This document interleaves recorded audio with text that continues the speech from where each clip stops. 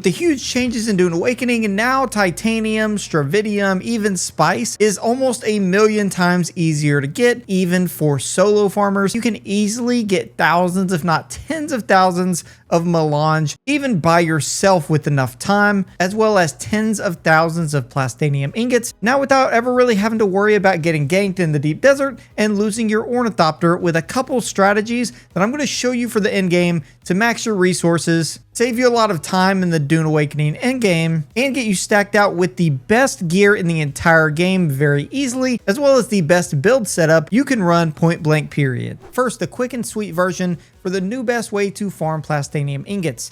Now, in the A line, they've recently introduced with the new biggest patch of not only titanium, but also stravidium ore that litters, and I mean litters, the entire A sector of the deep desert. Now, honestly, if you plan on taking advantage of this, I would look at this deep desert map. I would pick the PvP area that has the most amount of nodes and stuff up here and the most amount of spice.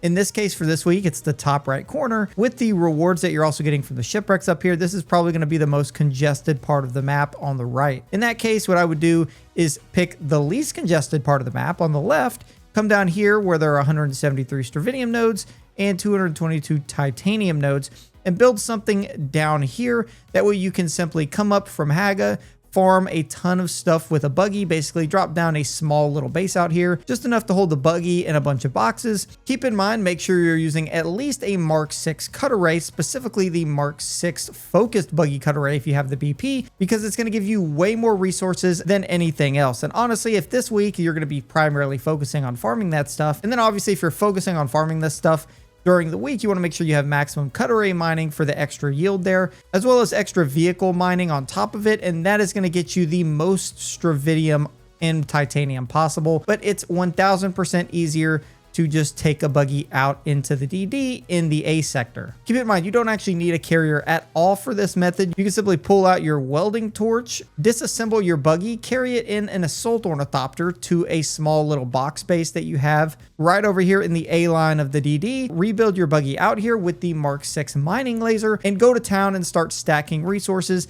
Then you can just do very small, short assault trips all the way back to Haga. I could probably make 4 trips full of ore all the way back and forth in approximately 10 minutes. So in an hour, you can get a ton of ore for this. Keep in mind, if this is packed on your server for whatever reason, or you still want to target one of these higher quality islands with a bunch more nodes in the DD, these are now going to be a little bit more freer to access because more people are sticking to the PvE area and the PvE line. And I will say, if your server doesn't have a bunch of people building on these islands, this, while using the crawler and the carrier to haul resources back large bits at a time, can yield you tons and tons of resources as well. I mean, this one titanium island has 161 nodes on it. If you do the calculation per node times each one of those nodes that now spawn, literally one run of these and getting all of the ores can get you like 20k ore that you can then haul all back all at once with the sand crawler and the carrier. So don't sleep on this. Make a couple trips back and forth and be loaded without even having to fight over the PvE resources, since they are going to be pretty popular now. Keep in mind, you can always use your E-base and put a refiner out there with tons of water. That way you can actually process this ore in the E-line, overall reducing the weight by probably 80 to 90%. So you can easily transfer all those plastanium ingots straight back to Haga even easier. If you want no confrontation, definitely stick to the A line. There are hundreds and hundreds of each type of node here. But again, we've been farming still in the deep desert, and we have entire islands all clustered up together right to ourselves. And we're able to get 20,000 stravidium, 20,000 titanium, like every 2 hours by just mass farming these islands. Now that most people have migrated to PvE, either way you go, you should be pretty set. But first, thanks G2A for sponsoring today's video. Now, G2A is my go-to place for getting games and software at pretty insane discounts and pretty awesome deals. Now, one thing specifically the G2A stands out on is their seller verification process. I never really have to worry when buying because G2A provides some of the best customer support and has an amazing seller verification process. That means when you buy something, you're buying from a trusted and verified seller that G2A has done an extreme amount of homework on to ensure all of their sellers are completely verified and trustworthy. There is actually an entire business verification process that sellers have to go through just to sell on the site. G2A sellers not only have to fill out 48 different data fields where they have to submit a ton of documentation, provide screenshots to prove they're who they say they are, to make sure that they protect you. G2A puts a large focus on security and seller verification. If you haven't, check out some amazing deals down in the description on G2A.com. Thanks G2A for sponsoring today's video. Let's get back to it. Now that the Plastanium materials are down in the PvE sector, I want to let you know that farming spice now is insanely easy, whether you're in a group, whether you're in solo. It literally does not matter. It's so easy now. The reason being is because of the large assault buff to the assault speed, you're actually able to take your assault out, mine spice, and if somebody doesn't directly kill you on the field while you're standing on the field with their rockets, and you are able to get back into your assault, you can basically take off at max speed and have almost zero threat of ever losing any assault ornithopter. The main reason for that is using your Mark 5 or Mark 6 assault booster. Combining that with your regular now extra buffed assault speed, you're able to outrun any assault or regular ornithopter with rockets by almost like 20 or 30 kilometers per hour, meaning you can almost just run away in a straight line and basically almost always guarantee that you're safe. Keep in mind the things you're definitely going to need for this. You need a booster on your assault ornithopter. Keep in mind Mark 6 wings, a Mark 6 PSU, and a Mark 6 engine, along with the assault boost module. Will give you max speed so no one will be able to catch you. Keep in mind when you're on the spice field, you always obviously want to keep your head on a swivel. But the second you hear a rocket pop or something land near you, your immediate reaction might be to just turn around and run straight to your ornithopter. But if you ever hear that noise, you need to hit H first. The only way you're going to be dying now on the spice field is if somebody basically shoots you with rockets when you're on the field. If you actually hit H, as soon as you hear any rocket hit or any suspect noise, yes, it will aggro the worm, but it will keep you alive because the amount of rockets you can tank from just having your shield on versus not is basically like 10 to 2. And more than likely, they're not going to hit you directly with like 10 rockets. That tip alone will automatically save you 99% of the time. The other time, if you hop into your assault ornithopter, all you have to do is hold the space bar to start climbing while just hitting Q and hitting your booster. You don't even need to hit the W key or anything else. This is going to overall build you up and build up max speed until you get up to around 170 kilometers an hour and can outrun everyone. You probably won't die to spice near as much if you just follow those simple tips. Also, make sure you're using a pair of Tabber soft step boots or just any soft step boot in general. Again, with the upgraded worm threat and the upgraded threats for the compactor, since they've been updated, this is almost needed to farm spice because it's going to downgrade your worm threat minus 45%. If you don't have this, you're going to be fighting the pop of the worm over and over and over again. It's going to take you longer to get spice, but it's also going to make you vulnerable for longer. Then basically just make straight trips back to your E-line PvE base, set that up with water, a large spice refiner, so that way you're getting water passively and you're able to process your spice there, and you will be getting spice at an insane rate. There's really no reason to stress about going to go out and farm spice now. Just be vigilant, follow those tips, and you should be good to go. And I'm telling you, if you're consistent, you'll be getting thousands and thousands of melange. But also you can farm the spice now easier with the carrier and crawler. And hear me out when I say this, you can probably do this with one defender, if not 0 defenders, as long as you have 2 people. Ideally, you want to have at least 1 person defending or 2 people defending your crawler at a minimum. But now you might be able to get away without having any, primarily because you have the upgraded speed in every facet for the carrier now, and it can reach upwards of 180 kilometers per hour now, even with the sand crawler in hand by using the booster and the proper wings. Now, obviously you want like rock carrier wings, which will greatly help, and you want an upgraded booster as well. That way you can reach max speed with your carrier. And also with your crawler, another thing that's important is something like winning the Laandsrad like we did this week and actually getting the vehicle vendor, which will allow you to actually get the upgraded container for your crawler, meaning instead of now holding 7,500 volume, it now holds over 11,000. And that's actually going to translate into now each run getting you 50k spice. You're not going to be getting 75,000 spice per run, which is an extra like 500 melange. That's a big deal, especially when you go out to run a spice op. Getting an extra 500 melange for free just by having an upgraded container by winning the vehicle Laandsrad is a pretty big come up. If you get attacked while in your crawler or carrier, all you have to do is boost out, continue to climb while in your hover mode, and all you have to do is keep doing that, and you should basically outrun everything with the rockets in the entire game. And if you have to, drop the sand crawler and sacrifice it, because the carrier by itself can outrun easily anything in the game by itself, meaning it's really never at risk unless you just try and make it back with both and just come up short. But it is way, way easier now to actually farm with them and be able to get away if you really need to. Again, we recommend building some small boxes outside some of the large spice fields so that way you can actually farm spice, and if you have to go away, you can land in one of those small box bases that you built with a pentashield on it. That way it's a little bit safer. But again, now with the big upgrades, you don't need to do that anymore. You can just go straight out. If you get attacked, come straight back, and you should make it like 90% of the time. Now, one good thing most players have been doing, but you want to make sure that you're doing when you have the opportunity, is really taking your time to step aside from the farming just regular materials and doing things in the deep desert and actually contributing to the Laandsrad. And that's not specifically to even win the decree of the Laandsrad. That's specifically to get a lot of the best armor and best gear that really are going to help you in the deep desert to basically unlock the better gear later. Some of the stuff you really need for that. For instance, House Moritani, getting the plasma cannon, all you have to do is get 10,500 points by turning in adept disruptors.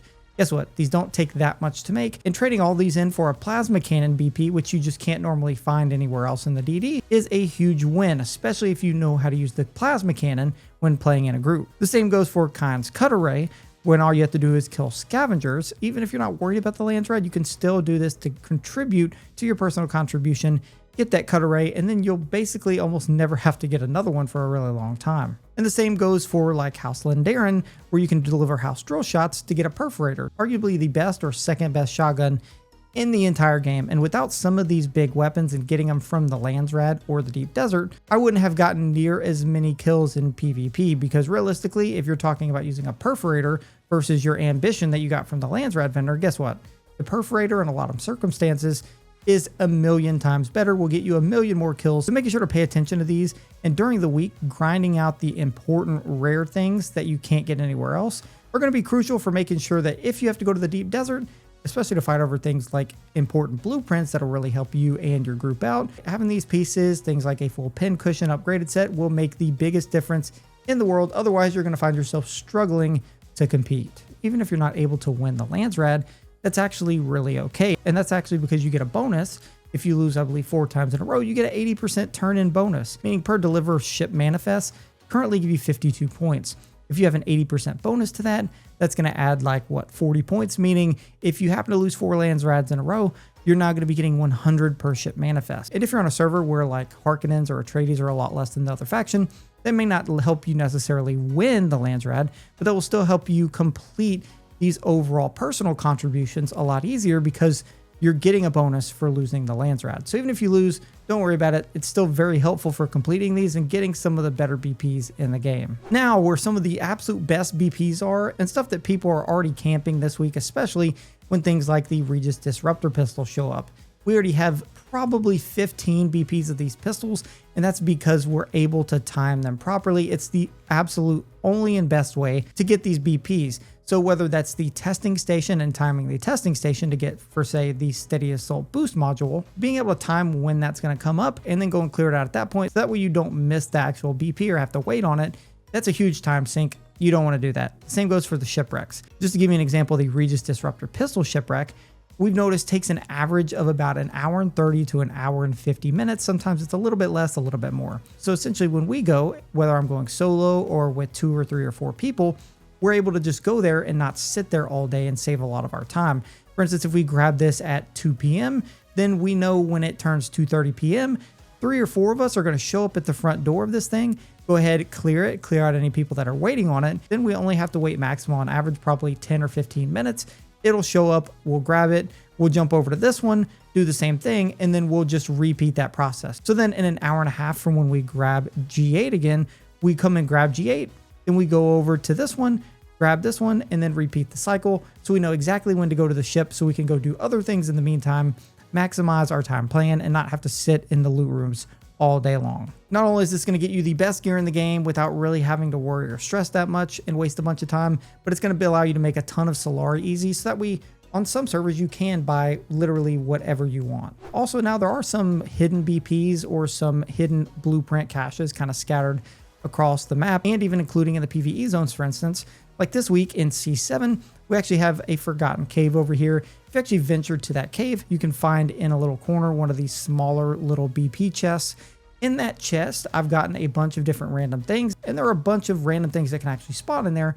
But this one, for instance, in the most part, is like 85% for me dropping the Hallex pick, which in my opinion is the best sword in the entire game.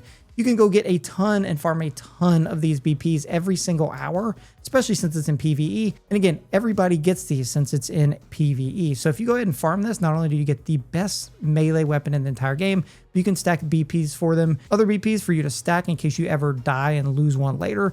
You can easily get like 20 of these this week, so you'll never have to worry about them again. And as the weeks go on, we're going to see more and more of these pop up with random BPs in them, with really great stuff that you can actually get. Now, finally, I just want to go over what I consider the best PvP build in the entire game. Some people aren't that big into PvP, and I totally understand.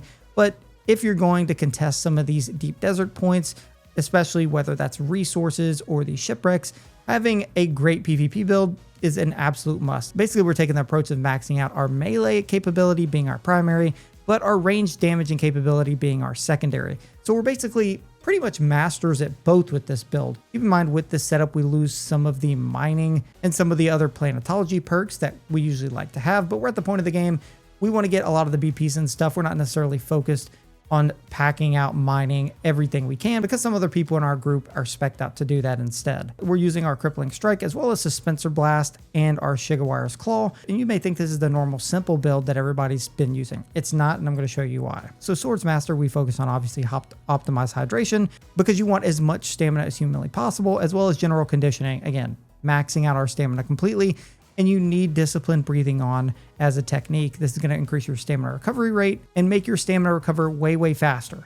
You need this. Otherwise, if you get hit by a heavy attack, they can keep your stamina all the way at 0 and you will die from it. You absolutely need this technique active at all times. You can decide whether or not you want to take field medicine, but then Crippling Strike. The big thing with Crippling Strike is it essentially does damage to the enemy, but it makes their dashes actually cost 2 times the amount of stamina. So if somebody hits you with a Crippling Strike, you use, for instance, I don't know, maybe 33% of your stamina. If somebody hits you with a Crippling Strike, it makes their dash cost twice as much, meaning it now costs like 60-70% of an entire stamina bar just to dash. That means they run out of stamina. That means they can't do anything, and you can just heavy attack them and destroy them. We actually focus on activating our spice, especially going into PvP zones. We do that by going to the vendor in Harko or Arakeen and buying Melange Spice Wine, because when you consume this, it essentially fills up your spice bar at the bottom extremely easy.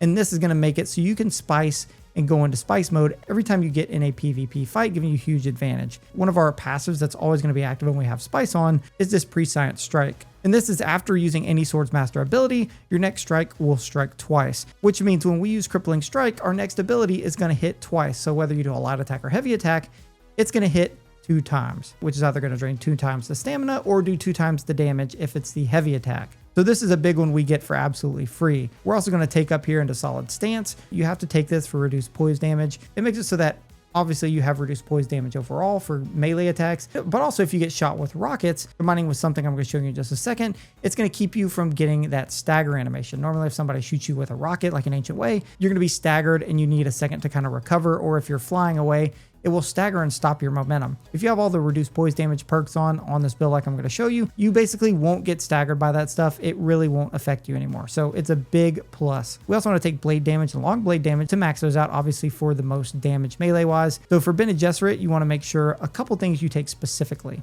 Take blade damage, obviously. You can take 1 in most of these. You want to take 3 in vitality to max out your health. That extra 55 or extra 10 max health, I'm telling you, will save you like 75% of the time. So make sure you have that. Then also Prana Bindu stability. This is the other reduced poise damage thing you need to make sure that things like rockets and stuff don't break your poise every single time they hit you. So make sure you have this activated as a technique as well. Then for our planetologist tree, we want to make sure rerouting is maxed for extra power regeneration. You want to make sure you have source of power for raiding with your las gun. Now you want to make sure you take the gravity mine and anti-gravity mine abilities on the way there, just so that way you can use these whenever you want. Something like the gravity mine you can throw on the ground and burn a ton of shield off of enemies with for free. And especially in labs and shipwrecks, this can be a really OP skill. Also over here on the left, This is one of the bigger ones, especially to max out our range damage. You want to make sure you take range damage maxed out 3 out of 3, pistol damage 3 out of 3, rifle damage, you can do 1 or even more if you want, and then shield overcharge. Shield overcharge is going to make it so that way when we spice up, so in case you're using an SMG or any other gun, if you shoot somebody while spiced up, you're going to activate essentially a weak point on their shield, and it'll help you drain their shield a lot faster. This is kind of optional. You don't necessarily need it. I like to run it since it's a free kind of spice passive that's active when I'm using spice anyways. And then finally, for the trooper skill tree, you need 3 out of 3 for range damage. You want to be using center of mass. We're not aiming for headshots with this build. We're aiming for all body shots because you get extra blade damage, extra shield damage, and body damage. Those are the things you're aiming for. Don't shoot people in the head. Just shoot them in the body or hit them with your blade. 1 point in field maintenance just for overall reduced durability loss. And then scattergun damage 3 out of 3 for extra shotgun damage because we're maining a shotgun. And heavy weapon damage for extra rocket launcher and las gun damage. You're also going to be taking Suspensor Blast, so you can just take this path right on up here. And I do like to take 1 or 2 in Suspensor Efficiency. That way I can reduce the power drain on my Suspensor for flying across the map. And then 3 out of 3 for Shigaware's Claw. Some people don't like this. I like taking 3 out of 3 here because it's the most OP ability in the game, because it allows you to reset fights. So to give you an idea of certain combat scenarios here, one thing you want to make sure you're doing if you're fighting anyone, that's specifically someone who's using melee, is you want to make sure you dodge one of their abilities, especially if they're using Crippling and Suspensor Blast. If you can dodge one of those, you automatically have the upper hand to basically win the fight. So one thing we want to do, for instance, is getting rid of their Suspensor Blast. So ideally, if you're able to light attack them and continue to light attack them until you can use your Suspensor Blast, you can catch them in that and then immediately crippling strike them immediately after. That will actually allow you to get off a ton of light attacks and even a bunch of heavy attacks, because even if they dash out of your attack, they're going to instantly lose every single bit of stamina. They won't be able to cast any abilities. They won't even be able to cast their Suspensor Blast ability, and you can just completely destroy them. Now, keep in mind, if you use your Suspensor Blast and your Crippling Strike, because sometimes they can immediately use their Suspensor Blast, but you have to pay attention to whether or not you think they're going to do that. If you can just walk or dodge back out of it, go back in and start hitting them while they're still active with your debuffs. But dodging their Suspensor Blast is the key in melee, in my opinion, to being able to just completely destroy them. If you can do that and then time your Suspensor and Crippling one after another, you can slow them down, hurt their shields, stun them, and basically make it so they can't move and lose all their stamina. There's basically nothing they can do. And again, Shigawire is the most important ability because it allows you to reset fights. And if you have all the passives like I have them, if somebody hits you with both of those and you can tell like you're about to die, you need to focus on 2 things. First, trying to hit at least 1 successful parry that will get them off of you long enough to get a little bit of stamina back. That way you can Shigawire away, pop some healing off real quick, and basically reset the fight. Resetting the fight is key to not dying. Basically, with Shigawire, if you don't win the first fight, you can use 1 grapple to get barely a little bit away, pop a healing kit, regen your stamina, and you get to fight again. Basically, this makes it so where you don't have to win the first fight, you don't have to win the second fight or the third fight. As long as you win 1 fight, you win. And again, if you get hit with Crippling Strike and Suspensor Blast, especially if you dodge after that, you're going to lose all your stamina. If you don't hit a perfect parry, they're going to hit you for tons of damage with their sword. The key thing is to wait it out. If you run out of stamina, just wait it out until the very last second, where one of their heavy attacks is going to basically kill you on the last hit. That's when your stamina, for the most part, will pretty much give you a little bit of bar back. You can dodge out of that last attack, Shigawire away, and heal up and reset the entire fight.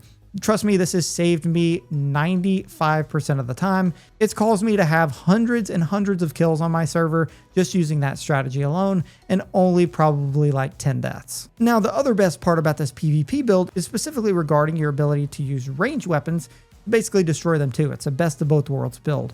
So if you're able to get your hands on a Regis Disruptor pistol, for instance, what you can actually do is pop your Spice ability. Once you pop your Spice ability, with all the range passes we already have, charging this up and shooting it at an enemy 1 time, any enemy in the DD, if they have the best ultimate shield period, it will drop it by 95%. This means you can then take out basically any ranged weapon, especially an SMG like a Dart for Every Man, spray it at them, and instantly break their entire shield. That's important because it takes a long time for your shield to recharge. So basically you can just bring out your triple shot or your perforator, which I prefer, and just shoot them while they have no shield and they're instantly dead. Again, the same goes for the gravity mine. If you're able to drop a gravity mine, get them trapped in it, they'll immediately lose at least at a minimum 5 to 10% of their shield in like the first second. If you hit them with a Regis Disruptor pistol shot, basically their shield's off. Again, you pull out your guns like your triple shot, shoot them 3 times and they're dead. So you can use ranged and melee to just completely wipe the floor with enemies. Again, the thing with ranged weapons that you want to use to be successful is if you pull out your disruptor pistol, and you notice I turn my shield on, basically when I go to fire this weapon, obviously my shield goes off. That means if I get shot, it's really going to hurt. So you want to make sure you have cover when you're using this, so that way you don't kind of get completely destroyed. But the important thing is knowing how many shots each weapon has. But it's the best trick for ranged weapons in all of Dune, especially for people shooting rocket launchers at you. To give you an example, the easy way to kill anybody in this game, they pull out a rocket launcher to shoot it at you. You have all the reduced poise perks. They shoot the rocket at you, you're not going to get that little stun stagger animation. So basically, they shoot the rocket at you. Their shields go off for probably 1.5 seconds. As soon as the rocket hits you, you aim in and get ready to shoot them. As soon as they hit you with the rocket, you just blast 3 rounds like right in their chest. Guess what? They're almost dead because their shield went off. Timing their shield going off with the last shot in their gun so they can't shoot you in return is like practically a cheat code. For instance, if I get my shotgun out, I know that this shotgun shoots 1, 2, 3, 4 rounds, right? It shoots 4 rounds before it has to reload. The same with the triple shot. It shoots 3 sets before it has to reload. So if somebody's even a little bit away from you, you can just kind of hover around with your triple shot out. If they shoot 2 shots at you, that means they only have 1 shot left. What damage can they really do with that? The second they shoot that last shot and their shield goes off, you unload your entire clip right into their chest. And I'm telling you, you can easily damage people like 90% of their health, if not kill them, from 3 full shots from a triple shot or the shots from a shotgun. Master at melee, master at resetting the fight to make sure you don't die, and master of range damage. This build is set up for all of it. I'm telling you, it'll help you contest those points for that stuff you really want to get in the deep desert and where you might not have been able to really PvP before. Trust me, just using those couple tips, you can PvP and basically beat almost anyone in this game. Make sure you check out these 2 videos if you haven't already for some awesome Dune Awakening content. That being said, thank you guys.